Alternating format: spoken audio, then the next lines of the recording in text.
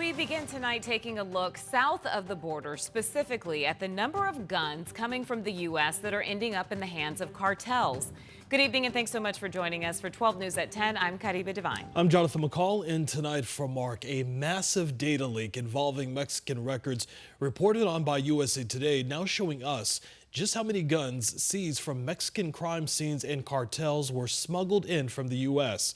Tonight, we're learning just how many of those guns actually originated from right here in Arizona. 12 News journalist Bianca Bono spent the day digging into the data and is breaking it all down for us tonight. Bianca. It's a problem Bernard Zaper says has been going on for decades. The majority of firearms recovered in Mexico and the cartel violence are sourced to the United States. He's a retired ATF special agent in charge and faculty associate at ASU, and he says American guns are linked to violent cartel crime in Mexico. And they come from regular firearms dealers. They go to the hands of people that are involved in trafficking.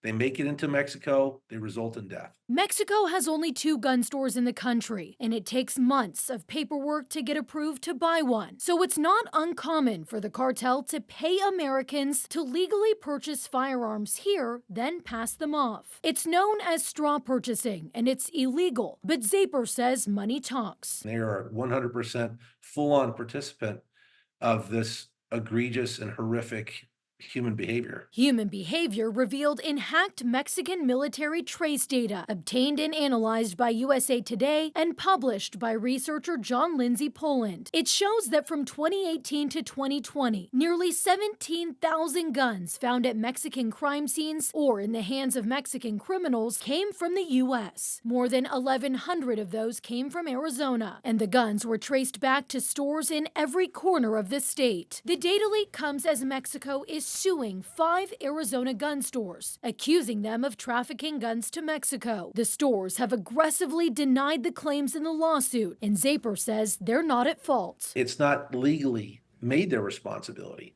It's the weakness of our laws that allow this to happen. So while much of the focus at the southern border is what's coming into Arizona, Zaper says what's coming out is part of the problem too. Firearms and cash flow south into Mexico. Drugs and violence flow north. We also wanted to take a look at CBP data showing how many guns are seized on the American side of the border from folks trying to get into Mexico. So take a look. We have filtered this data to only show weapons seized from the southwest border region outbound. When you look at 2024 so far, 440 handguns have been seized at the border, an additional 390 long guns. When you compare that to the past couple of years, we have already surpassed 2021 and 2022.